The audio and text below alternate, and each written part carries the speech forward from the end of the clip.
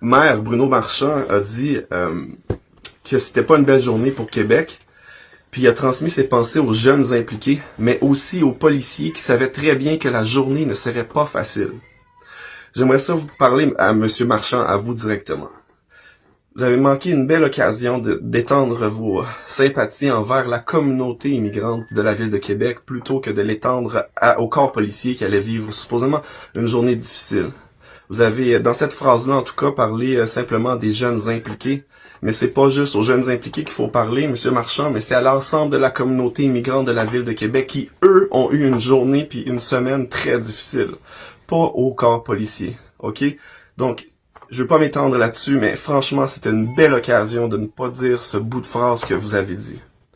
Ensuite, le chef de police de la ville de Québec, Denis Turcotte, qui a pris la parole, puis il dit « Les policiers qui travaillaient ce soir-là ne sont pas en devoir présentement. On va voir ce qu'il ressort de ces événements et s'il faut mettre des policiers en travaux administratifs ou en suspension, on verra, poursuit-il. » Moi, je considère que sa phrase détermine déjà un peu l'issue avant même d'avoir fait l'enquête, parce qu'on ne parle dans l'escalade des sanctions que de travaux administratifs ou de suspension. Or, il faudrait aussi parler de possibles congédiements et de possibles dépôts de plaintes et peut-être même de poursuites. Ça, c'est pas mentionné dans le commentaire du monsieur qui est le chef de la police de Québec. On ne parle que dans l'escalade administratif, travaux administratifs ou suspension. Ça faut pas que ça s'arrête là. C'est comme si on a encadré c'est quoi les mesures qui peuvent être prises envers les policiers avant même d'établir la dite enquête. Je continue. On lit que, de son côté, la fraternité des policiers et policières invite le public à faire preuve de réserve et à attendre que soit connu tout le contexte, précisant qu'un tel montage ne présente uniquement qu'une courte partie de cette intervention.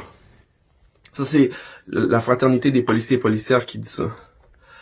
Je m'excuse, mais le contexte va nous permettre de savoir pourquoi il y a eu des arrestations cette journée-là. Mais les images nous démontrent quand même que le suspect était maîtrisé et qu'il y a eu force excessive. Et que peu importe le crime qui a été commis, peu importe ce que le suspect aurait fait, on ne peut jamais justifier une force excessive. Envoyer de la neige au visage et ruer de coups une personne qui est déjà maîtrisée, ça s'appelle agir sur notre frustration. Et on ne peut pas ne pas commenter les images sans le contexte. On peut les commenter. On parle ici d'un policier qui doit faire son travail d'une manière neutre, sans laisser la place à ses émotions prendre le dessus pour pouvoir se défouler parce qu'il est fâché ou qu'il est frustré. Des fois, on commente cette situation-là pareil comme quand on commente une bataille dans une game de hockey à la télévision. Quand on dit, mais ça n'a pas de bon sens, pourquoi il s'en prend à lui? Puis là, la personne qui est assise avec nous, c'est parce que t'as manqué le début de la partie. Au début, il avait donné un coup d'un côte. Puis là, tu dis, ah, c'est pour ça que là, il en a ordonné un coup de bâton d'en face. Puis là, ça vient nous dire dans notre tête que, ok, c'était pas correct le coup de bâton d'en face, sauf qu'il se vengeait d'un coup qu'il avait reçu d'un côte plus tôt dans la partie.